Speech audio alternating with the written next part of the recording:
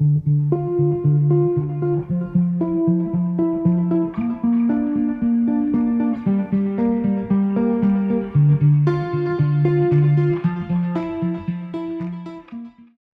hallo und herzlich willkommen hier auf meinem Kanal zu einem neuen Video von mir. Heute habe ich mal wieder was richtig Cooles für euch, und zwar einen kleinen ferngesteuerten Fallschirmspringer, und das komplett handmade von Paul Mini Parachute aus Frankreich. Ja, eine kleine, feine Manufaktur kann man schon sagen, die RC-Fallschirmspringer und Basejumper in Handarbeit baut und das Ganze auch nach individuellen Wünschen, wenn man das möchte. Das habe ich ja hier auch machen lassen, das werde ich gleich nochmal genauer zeigen. Und es gibt sogar auch zum Beispiel solche Basejump-Schirme, die man auf sein eigenes Kuscheltier schnallen kann. Das finde ich auch mal richtig cool. Guckt da gerne mal einfach auf seine Webseite. Das ist auf jeden Fall eine sehr interessante Sache. Den Link dazu habe ich euch natürlich auch wieder unten in die Videobeschreibung gepackt. Ich habe für euch jetzt erstmal hier die kleinere Version des RC Skydivers im Maßstab 1:6. Es gibt den aber auch noch als Skydiver Pro im Maßstab 1:4. Und da ich den Springer jetzt erstmal mit einer Drohne hochziehen und abwerfen werde, habe ich hier auch noch ein spezielles Abwurfsystem für Drohnen mit dabei. Das gibt es natürlich auch da zu kaufen. Es gibt bei Paul aber auch noch ein Abwurfsystem, was man an die Tragflächen eines Flugzeugs montieren kann. Oder zum Beispiel auch an einen GPS-Heli. Ihr könnt die Fallschirmspringer dort auch in verschiedenen Versionen kaufen. Einmal mit Elektronik, ohne Elektronik oder wie ich jetzt hier habe als RTF-Version mit allem dabei, was ihr benötigt. Daher zeige ich euch heute auch wieder als erstes mal den Packungsinhalt der RTF-Version. Dann zeige ich euch natürlich den Springer und den Fallschirm etwas genauer und auch ganz kurz die Fernsteuerung mit den Funktionen und natürlich auch, wie ihr dann den Fallschirm packen müsst. Und am Ende gehen wir natürlich auch mit dem Fallschirmspringer springen. Ich würde sagen, wir legen sofort los. Let's jump! Ja, dann machen wir den Karton mal auf und gucken rein, was drin ist. Da haben wir als erstes eine kleine Tüte bei mir dabei. Und zwar ist das die Abwurfvorrichtung für eine Drohne. Hier drin befindet sich ein Helm mit einer Aufhängeöse, das eigentliche Tragseil für den Springer mit einem Schlaufenende und am zweiten Ende mit einer Schlaufe und einer Mutter als Gewicht. Dann haben wir noch das Auslöseseil mit einem kleinen Splint zum Lösen des Springers vom Trageseil. Und wir haben noch ein Hilfsseil zum Falten des Fallschirms und noch eine kleine Schraube. Dann haben wir als nächstes die Bedienungsanleitung für die Abwurfvorrichtung. Hier ist nochmal alles ausführlich bildlich und textlich erklärt, wie man die benutzt. Dann haben wir natürlich noch den Fallschirmspringer. Der ist hier noch sauber eingepackt. Den müssen wir erstmal aus der Plisterfolie rausholen. Da haben wir dann noch einmal so ein Hilfsseil mit dabei. Und natürlich auch den Fallschirmspringer, hier in einem grünen Army-Anzug. Den zeige ich euch natürlich gleich nochmal etwas ausführlicher. Und daran befestigt ist auch schon der Fallschirm. Den zeige ich euch gleich natürlich auch nochmal etwas näher. Dann haben wir im Fallschirmspringer schon einen Nickel-Cadmium-Akku enthalten mit einer Kapazität von 700 mAh und einem JST-SM-Stecker und am Ende natürlich noch eine 2,4 GHz Fernsteuerung. Die zeige ich euch gleich natürlich auch nochmal mit den Funktionen etwas genauer. Und wir haben hier noch ein Gummiband, um die beiden Sticks zusammenzuziehen. Das benötigen wir dann gleich zum Steuern des Springers. Da ich hier für euch die RTF-Version des Springers habe, ist der natürlich auch schon komplett zusammengebaut. Daher will ich ihn jetzt auch nicht wieder komplett ausziehen. Ich finde, der Springer sieht richtig cool aus. Die Proportionen passen auch komplett zu einem echten Menschen. Auch der Kopf ist ein richtig schöner Scale-Kopf, genau wie die Hände. Und auch die Springerstiefel passen richtig gut zum Gesamtbild. Auch der grüne Springeranzug und die Weste machen aus dem Springer ein optisches Highlight. Der Packrucksack bzw. der sogenannte Container ist jetzt eher funktional gehalten. Es ist jetzt nicht zu 100% Scale, aber es muss ja auch irgendwie in der Größe funktionieren.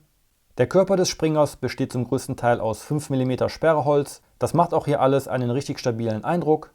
Die Arme werden über zwei kleine 3,5 Kilogramm Metallgetriebeservos gesteuert, die hier im Brustbereich angeschraubt sind. Und darunter sitzt der Akku, fixiert mit einem doppelseitigen Klettband. Und rechts daneben haben wir dann noch den kleinen Empfänger, wo dann die beiden Servos und der Akku angesteckt sind. Um an den Akku zu kommen bzw. ihn vor dem Flug anzustecken, müssen wir natürlich den Anzug einmal öffnen. Das geht aber ganz einfach, weil hier auch alles nur mit Klettverschluss befestigt ist. Das heißt, wir müssen als allererstes das orangene Band hier lösen und dann die 4 Klettverbindungen der Springerweste lösen und die Weste dann nach oben über den Kopf klappen. Dann können wir noch die beiden Klettverschlüsse des Springeranzugs öffnen und kommen damit ins Innere, wo wir dann den Akku einsetzen und anstecken können. Der Springer hat eine Größe von 280 mm, die Hände haben einen Abstand von 160 mm und das gesamte Abfluggewicht inklusive Akku und Schirm beträgt hier ca. 260 Gramm. Auch der Fallschirm ist hier bei der RTF-Version schon komplett am Springer montiert. Da müssen wir also auch nichts weiter machen, außer den Fallschirm nachher ordentlich zu packen und zu verstauen. Das zeige ich dann gleich nochmal, wie das funktioniert. Der komplette Fallschirm mit den Fangleinen hängt hier wie beim Original an den Schulterösen und die Steuer- bzw. Bremsleinen sind jeweils an der linken und rechten Hand befestigt und mit einer Schraube gesichert. Hier ist jetzt auch schon der Auslösesplint für den Fallschirm an der rechten Hand montiert. Das heißt, wir müssen gleich nur noch den Auslösersplint für die Abwurfvorrichtung an der linken Hand montieren. Wie eben schon gesagt, entsteht der gesamte Fallschirm in kompletter Eigenproduktion. Das heißt, er wird komplett selbst zugeschnitten und von Hand vernäht. Und wie man hier schön sehen kann, könnt ihr ihn auch individuell bedrucken lassen. So wie Paul das hier mit meinem ChrissyRC-Logo gemacht hat, was ich mal richtig cool finde. Das ist auch richtig sauber aufgedruckt worden. Der Schirm ist natürlich nicht einfach nur eine Stofffläche an Seilen, sondern wie bei einem richtigen Fallschirm hat er vorne auch richtige Luftkammern eingenäht und die ganzen Leinen wurden alle von Hand einzeln überall verknotet, also richtig aufwendig gemacht und soweit ich das beurteilen kann, auch alles richtig sauber verarbeitet. Das macht also wirklich alles einen richtig hochwertigen Eindruck. Natürlich haben wir hier unten auch den sogenannten Slider. Keine Ahnung, was der genau macht, aber den gibt es beim Original ebenfalls. Und wir haben natürlich auch den kleinen Ausziehschirm, der den Hauptfallschirm dann aus dem Rucksack herauszieht. Der Schirm besteht hier aus 100% ultraleichtem Nylongewebe und hat eine Spannweite von ca. 950 mm. Hier bei der RTF-Version haben wir eine günstige, ganz einfache Kunststofffernsteuerung mit dabei. Mehr benötigt man für den Fallschirmspringer aber auch nicht. Aber man kann natürlich auch hier seinen eigenen Empfänger einbauen und dann einen eigenen Sender benutzen. Im Grunde müssen wir mit der Fernsteuerung ja einfach nur die Arme hoch und runter bewegen. Mehr muss die Fernsteuerung gar nicht können. Dazu gibt es dann hier auch das Gummiband, was wir dann um die beiden Sticks legen müssen, damit sie nach innen zusammengezogen werden, um die beiden Arme ganz nach oben zu bewegen, um dann damit einen größeren Bewegungsweg der Arme zu erreichen. Viele Steuermöglichkeiten haben wir hier ja nicht. Zum einen haben wir dann, wenn wir den Springer zum Beispiel wie in meinem Fall mit einer Drohne nach oben bringen, einmal das Auslösen des Springers von der Drohne bzw. von der Abwurfvorrichtung. Das machen wir dann, indem wir den linken Stick komplett nach links bewegen. Dann bewegt sich der linke Arm komplett nach unten und zieht somit den Splint aus der Helmöse. Dann befindet sich der Springer im freien Fall. Und wenn wir dann den Schirm auslösen wollen, müssen wir den rechten Stick komplett nach rechts bewegen. Dann bewegt sich der rechte Arm komplett nach unten und zieht dann den Splint aus dem Rucksack und löst somit den Schirm aus. Wenn der Schirm dann komplett entfaltet ist, können wir den Fallschirmspringer mit dem rechten Stick nach rechts steuern und mit dem linken Stick nach links. Und wenn wir den Fallschirmspringer kurz vor dem Boden abbremsen wollen, müssen wir beide Sticks nach außen ziehen. Dann gehen beide Arme ganz nach unten und der Springer wird im Fall abgebremst und landet idealerweise ganz sanft auf dem Boden. Als nächstes zeige ich euch mal, wie man den Fallschirm packen sollte. Das versuche ich zumindest mal. Ich werde es wahrscheinlich nicht so gut hinbekommen wie der Paul. Ihr habt aber auch die Möglichkeit, falls das bei mir jetzt nicht so gut klappt, bei Paul auf dem YouTube-Kanal nochmal ein Video zu gucken, wie er den Fallschirm packt. Da seht ihr auf jeden Fall dann nochmal die richtige Anleitung. Ich zeige euch jetzt mal, wie ich das machen werde. Was auf jeden Fall ganz wichtig ist, ihr braucht unbedingt dieses kleine Hilfsseil. Das solltet ihr auch nicht verlieren, denn das ist wichtig, um nachher den Fallschirm wirklich in den Rucksack packen zu können. Ohne dem wird es echt schwierig bis unmöglich. Deswegen am besten nicht verlieren oder vielleicht irgendwie an den Fallschirmspringer montieren, dass man den dann auch draußen am Feld immer dabei hat. Und ich würde sagen, wir legen einfach mal los. So, als erstes würde ich mir den Fallschirmspringer einfach mal nehmen und gucken, dass der Schirm richtig hängt. Das kann ich jetzt hier im Bild nicht alles zeigen, so ganz. Aber man sieht schon, die Schnüre sollten auf jeden Fall in die richtige Richtung zeigen. Dann den Schirm ein bisschen auslockern und dann müssen wir den Fallschirm flach auf den Boden legen zum Falten. Am besten so in die Richtung und dann einmal so ein bisschen mit der Hand hier unterschlagen und dann den Schirm hier so auf den Boden legen und den Fallschirmspringer umgedreht mit dem Gesicht auf dem Boden davor legen. Dann haben wir einmal den Schirm, dann muss der etwas flach gedrückt werden und gucken, dass der wirklich schön übereinander liegt, die ganzen Faltungen. Das heißt, hier mal so ein bisschen reingucken, ob die Falten alle gut übereinander liegen, ob die Kontur hier vorne passt. Und dann, wenn das alles passt, hier noch ein bisschen zurechtstuppeln. Hier noch. Also wirklich gucken, dass die Falten auch einigermaßen übereinander liegen. Ich denke mal, das wird jetzt so reichen. Dann ein bisschen ausstreichen. Hier liegt es noch nicht hundertprozentig übereinander.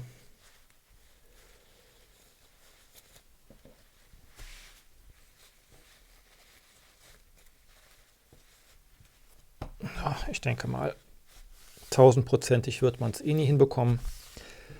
So, dann schön glatt streichen. Und dann müssen wir einmal jetzt die Faltung von hier unten machen.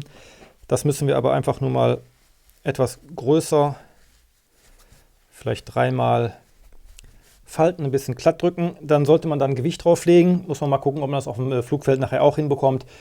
Wenn man dabei hat, kann man hier auch zum Beispiel so einen Akku nehmen. Der ist schwer genug. Dann nimmt man sich die andere Seite. Die muss dann etwas enger gefaltet bzw. gerollt werden. Das heißt also schön stramm und eng aufrollen. Ebenfalls dann bis zur Mitte.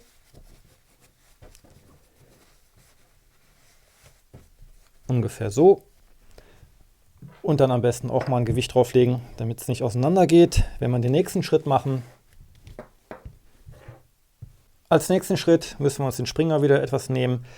Diesen Slider hier, der hier unten dran ist, einmal komplett nach oben an die Bänder schieben, dass die einmal komplett durchgezogen sind. So.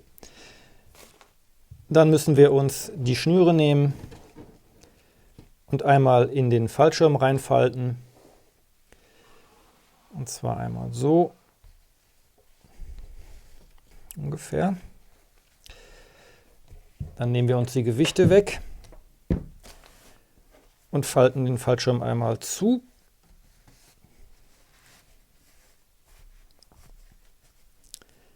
Jetzt sollen wir wieder ein Gewicht drauflegen. Das machen wir mal mit dem Akku wieder. Als nächstes kommt dann hier unser Zauber-Einfädelschnürchen zum Einsatz. Denk dran, nicht verlieren. Das müssen wir einmal hier in diese Schlaufe hier oben einfädeln. Die brauchen wir nämlich gleich zum weiteren Einfädeln in die anderen Taschenseiten. Das dann einmal hier unter den Gurt legen. Dann können wir den Akku wieder wegnehmen und den ganzen Schirm jetzt hier über den Kopf nach hinten legen. Gucken, dass die Bänder jetzt hier in diese Aussparungen von der Rucksackabdeckung ungefähr durchgehen. So. Und dann müssen wir jetzt einfach nur den Fallschirm hier reinlegen und einmal umfalten. Das ist schon sehr viel Fallschirm für so einen kleinen Rucksack. So. Ja, die Schnur wieder einfädeln. So, den müssen wir hier noch draußen lassen, den Ausziehfallschirm. Dann müssen wir uns den oberen Teil des Rucksacks nehmen, mit unserem Schnürchen dran, den einmal so stramm wie möglich hier drauf ziehen. Am besten hier noch mal mit dem Finger festhalten. Dann müssen wir die eine Seite hochziehen und dann unser Einfädelschnürchen einmal hier durch die Öse fädeln. Und dann hier dran ziehen und damit dann quasi die Lasche durchziehen. Das Ganze machen wir dann auch mit der anderen Seite.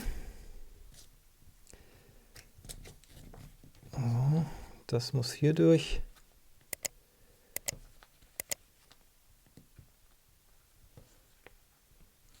So. Auch wieder so weit ziehen, dass diese Lasche hier durchkommt.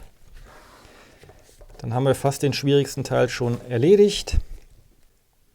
Dann müssen wir uns den Ausziehfallschirm nehmen.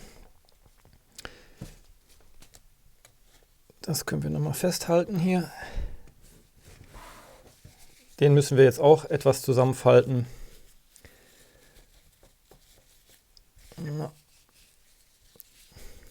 Und hier hinten reinlegen.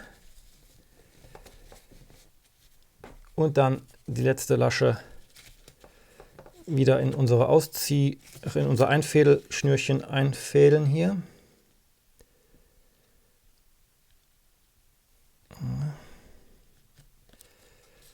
Das ist manchmal ein wenig fummelig.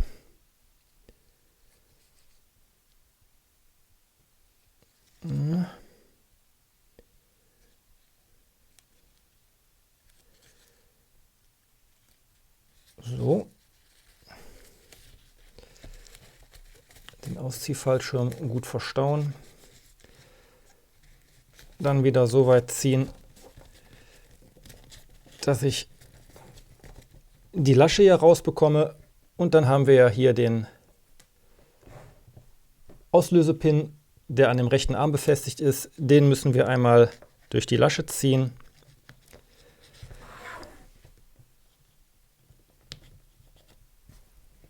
Und damit wäre der Fallschirm jetzt gesichert und dann können wir unser Einfädelseil hier vorsichtig rausziehen. Na. So, das brauchen wir jetzt erstmal nicht mehr, nur wenn wir den wieder packen wollen. Und somit ist der Fallschirm jetzt hier mehr oder weniger gut gepackt. Und wenn wir jetzt am rechten Arm ziehen, wird der Splint rausgezogen und der Fallschirm geht auf. Ja, so sieht es jetzt bei mir aus. Ich finde, sieht gar nicht so schlecht aus. Ist auf jeden Fall bis jetzt meine beste Packung. Das war jetzt auch, glaube ich, erst der 3. oder 4. Versuch, den Fallschirm zu packen. Mehr habe ich bis jetzt auch noch nicht gemacht. Es bedarf ein bisschen Übung. Es ist, ja, ich sag mal, ein bisschen umständlich schon, aber man gewöhnt sich dran und ich denke mal, umso mehr man den packt, umso besser kriegt man den auch dann hier eingepackt. Ich finde, das sieht jetzt eigentlich ganz gut aus. Und ich würde sagen, ich zeige euch jetzt mal, wie ich die Drohne vorbereite zum Fliegen. Und danach würde ich sagen, gehen wir springen.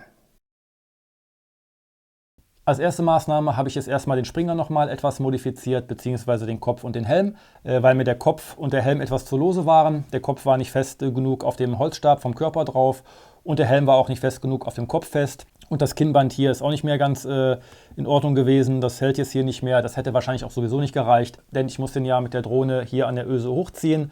Da sollte der Kopf natürlich halten. Deswegen habe ich mich jetzt dazu entschlossen, den Helm mit Uhu schnellfest auf den Kopf zu kleben und den Kopf mit dem Helm dann zusammen an dem Stab nochmal mit einer Schraube fixiert bzw. festgeschraubt. Jetzt ist es bombenfest, jetzt fällt der Kopf und der Helm auch nicht mehr ab und ich kann beruhigt den Springer mit der Drohne nach oben ziehen. Als nächsten Schritt müssen wir noch den Auslösesplint für den Springer selber von der Drohne montieren. Der kommt ja hier an die linke Hand. Da haben wir an dem linken Handrücken auch schon eine Bohrung. Und wir haben ja im Set für die Abwurfvorrichtung noch eine kleine Schraube dabei gehabt. Der Splint muss ja nachher hier oben in die Helmöse, damit die nachher gezogen werden kann, um den Springer dann von der Drohne zu lösen. Wir haben auch hier an dem Seil schon eine kleine Markierung, die dann an der Schraube sein muss. Das heißt, wir müssen erstmal die Schraube hier in den Handrücken kurz einschrauben etwas. Dann müssen wir einmal uns das Seil nehmen, an der Markierung quasi an der Schraube halten, 1, 2 Umdrehungen um die Schraube machen, das Ganze etwas festhalten und dann einfach die Schraube feste, aber nicht zu feste anziehen. Und dann haben wir den Splint schon an der linken Hand montiert und er reicht auch hier bis in den Helm. Da muss man gleich nochmal gucken, ob die Bewegung des Arms ausreicht, um den Splint hier rauszuziehen. Ansonsten war es das hier mit der Befestigung. Als letzten Schritt müssen wir natürlich noch das Abwurfseil an die Drohne befestigen. Da haben wir hier das Abwurfseil auf der einen Seite einmal mit einer Mutter als Gegengewicht, damit das Seil nicht nach oben fliegen kann, wenn der Springer abgesprungen ist. Hier haben wir dann noch die kleine Lasche, die dann nachher in den Helm reinkommt. Das zeige ich gleich nochmal ganz kurz. Und wir haben hier noch eine Lasche und wir haben hier noch ein Ende mit so einer kleinen Sicherungsnadel. Die nutze ich jetzt aber nicht. Ich habe mir gedacht, damit das Seil einigermaßen im Schwerpunkt der Drohne hängt, werde ich einfach das Seil jetzt hier mit der Lasche einmal um die Drohne hängen. Und einmal hier das Seil mit der Mutter durch. Und dann kann man das einfach hier runterhängen lassen. Dann hängt das Seil hier schon relativ im Schwerpunkt. Das muss man hier noch ein bisschen positionieren auf der Drohne. Dann klebe ich das einfach hier oben mit Klebeband fest. Dann ist das auch fixiert. Und ich denke mal, dann kann der Springer hier schön unten dran hängen. Und das sollte eigentlich auch funktionieren dann. Auf der Springerseite haben wir ja dann das Seilende mit dieser kleinen Lasche hier und der Mutter. Die Lasche müssen wir dann einmal zusammendrücken und dann hier durch die Öse fädeln. So. Und wenn wir das dann durch die Öse gesteckt haben, müssen wir den Sicherungssplint natürlich einmal in die Lasche reinstecken. Und dann hängt der Springer quasi an der Lasche mit dem Splint gesichert. Und ich habe euch ja eben schon gezeigt, wenn man den Splint dann mit dem Arm zieht, löst sich das Seil und der Springer fällt von der Drohne. Ja, ich würde sagen, alle Vorbereitungen sind getroffen, alles ist gesagt. Vergesst bitte nicht, euer Hilfsseil mitzunehmen, damit ihr am Flugplatz den Fallschirm nochmal packen könnt. Und dann würde ich sagen, warten wir jetzt auf gutes Wetter und gehen springen. Let's go!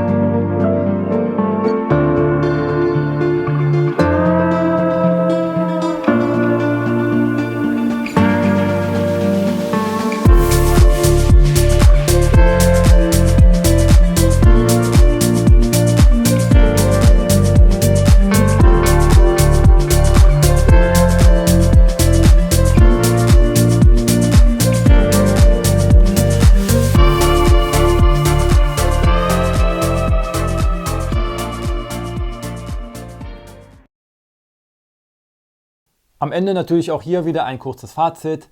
Also ich finde, so ein Fallschirmspringer ist mal eine richtig coole und spaßige Abwechslung zur ganzen Helifliegerei.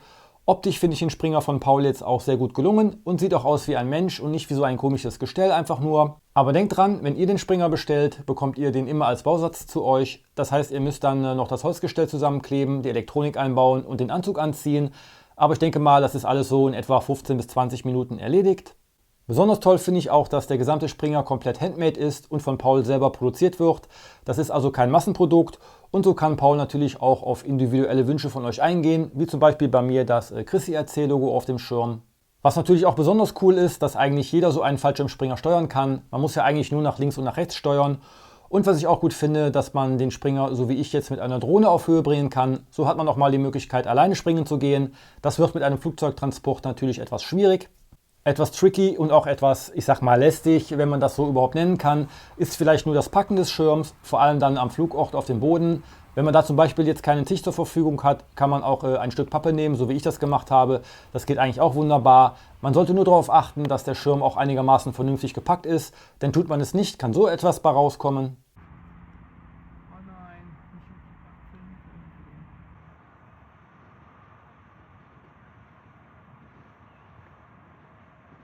Und je nachdem, wie hart der Boden ist, kann es natürlich auch zu schwerwiegenden Verletzungen kommen, wie in meinem Fall eine beidseitige Fußamputation. Das lag aber auch mit daran, dass das Feld jetzt durch die Trockenheit extrem hart war. Das war aber dann dank der Holzkonstruktion natürlich auch wieder schnell geklebt. Im Allgemeinen kann man aber sagen, dass der Springer relativ robust ist und er geht auch nicht bei jeder harten Landung direkt kaputt. Das Steuern selber ist natürlich relativ einfach. Das präzise Fliegen bzw. Gleiten muss man aber ein bisschen üben und es kommt natürlich auch immer ein bisschen auf den Wind an. Ich fand jetzt, dass der Springer immer relativ schnell wieder unten war. Das liegt aber natürlich zum einen an der Größe des Fallschirms. Da wird der größere Schirm sicherlich etwas mehr Auftrieb haben. Und es kommt natürlich auch auf die Absprunghöhe an. Die ersten Sprünge habe ich so bei 60 bis 80 Metern gemacht. Da war die Flugphase schon deutlich geringer als bei den Sprüngen aus etwa 100 Metern. Interessant wird es natürlich, wenn man diese Wettbewerbe versucht nachzumachen, wo es darauf ankommt, möglichst genau platziert zu landen. Das bewusst hinzubekommen, braucht schon ein bisschen Übung. Aber ich habe sogar ein paar Mal hinbekommen, zumindest direkt vor unseren Füßen zu landen. Das ist dann schon richtig cool. Der Springer macht also richtig viel Spaß und man kann sich durch Challenges selber immer wieder neue Ziele setzen und das im Grunde auch mit der ganzen Familie, wenn man will. So kommt ja vielleicht auch mal die Frau mit zum Modellflugplatz. Ich würde sagen, das war es jetzt wieder mit dem Video. Die Homepage von Paul und den Springer habe ich euch natürlich wieder unten in die Videobeschreibung verlinkt. Dort findet ihr auch den Rabattcode, damit könnt ihr noch etwas Geld sparen. Schreibt mir gerne mal eure Meinung zum Fallschirmspringer unten in die Kommentare. Wer noch nicht hat, kann natürlich gerne meinen Kanal abonnieren, dann verpasst ihr auch keine weiteren Videos mehr. Dann bedanke ich mich für euer Interesse und wir sehen uns hoffentlich im nächsten Video wieder. Bis dann, euer Chrissy. Ciao.